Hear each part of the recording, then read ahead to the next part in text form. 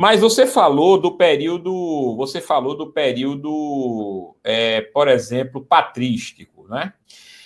Eu observo o seguinte, Sim. e eu queria saber de você, Vailate, tanto do período patrístico, certo? Que é o início, vamos dizer assim, da igreja antiga, né? Depois do período apostólico, para aquelas pessoas que estão nos acompanhando, elas saberem sobre o que estamos falando. Então, olha só, o período patrístico ali, século II, século III, século IV depois de Cristo. Veja só, a pergunta é a maioria dos patrísticos, né, que confirma isto, e em relação aos judeus, como é que os judeus veem esse texto? O que é que eles dizem? Né? O que é que majoritariamente, se você tiver esse dado, puder nos dizer, os judeus daquele período, eles falavam, eles diziam o quê, vai lá? Então, vamos lá.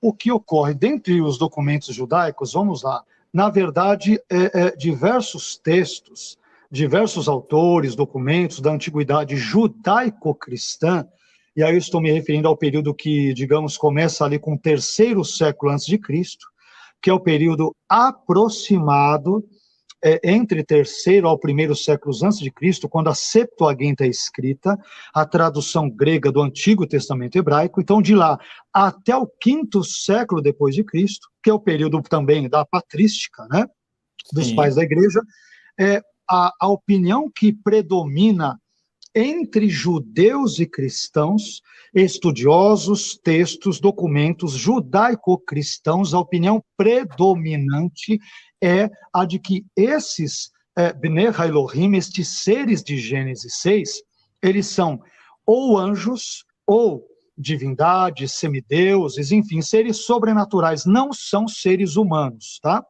Essa é a opinião predominante. Então, em termos judaicos, nós podemos citar alguns documentos, a própria Septuaginta, né?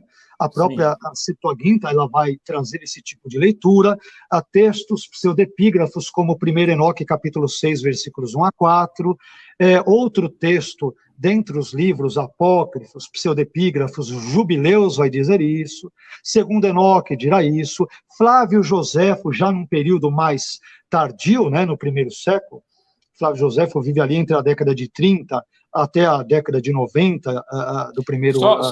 Só um minutinho, Varado, só um minutinho. Pois não. Você falou de Jubileus. Jubileus é um livro apócrifo, não é isso? Isso. Jubileus, um livro apócrifo pseudepígrafo. Eles têm textos onde eles falam de várias coisas, vários documentos, né? Qual é a diferença, vai lá, entre apócrifo e pseudepígrafo? Olha, a palavra apócrifo vem do grego apócrifos, que quer dizer algo oculto ou escondido. E os estudiosos entenderam que esses textos trazem conteúdos que, vez por outra, divergem e muitas vezes trazendo elementos folclóricos, absurdos, que destoam profundamente do cristianismo ou de uma compreensão mais ortodoxa das escrituras. Os textos pseudepígrafos, né? Pseudos, falso, epígrafe, a ideia de algo que é escrito, ou seja, são textos cuja autoria falsamente é atribuída a determinados autores. Por exemplo, 1 Enoque atribui-se a sua autoria ao Enoque bíblico genesiano, né? 2 Enoque também ao Enoque do contexto bíblico e assim por diante. Então, essa é a ideia. Um texto apócrifo, ele traz um conteúdo, digamos que espúrio, não ortodoxo, não bíblico, não condizente com as escrituras, e um texto pseudepígrafo, embora possa ter essas características do apócrifo, todavia, ele é falsamente atribuído a um determinado personagem bíblico, que não é necessariamente seu autor, mas isto é feito a fim de conferir-lhe maior peso. Né? Então eu atribuo ao Enoque porque o Enoque foi uma personagem importante e, portanto, atribuir um livro à sua lavra vamos dizer que conferirá maior aceitação ao mesmo. Tá? Isso era comum, não era, Varado? Parecia ser comum antigamente, né? Isso, o primeiro Enoque, dependendo dos estudiosos, vão colocar entre o 2º século antes de Cristo até o 1º depois de Cristo. Dependendo de quem datar ali, essas datações são muito controversas, né? Mas é mais ou menos isso. Tá?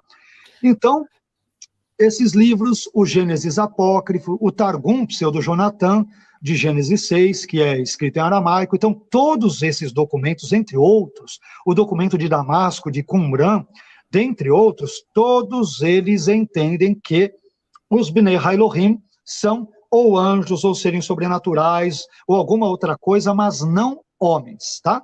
No contexto judaico. No contexto cristão, quem é que defende também essa leitura semelhante à que nós estamos defendendo? Nós temos Irineu de Leão, Justino Mártir, Clemente de Alexandria, Tertuliano, o conceituador da Trindade, né, Tertuliano, Ambrósio de Milão, Jerônimo, Sulpício Severo, já no contexto mais romano, né, na sua obra História, no capítulo 1º, artigo 2º, enfim, dentre tantos outros estudiosos. Então, estes, em geral, entre outros, no judaísmo e no cristianismo, entre terceiros séculos antes de Cristo até o quinto depois, em geral, entendem que os Bnei Elohim são ou anjos, ou seres divinos, ou sobrenaturais, ou divindades, qualquer coisa menos seres humanos.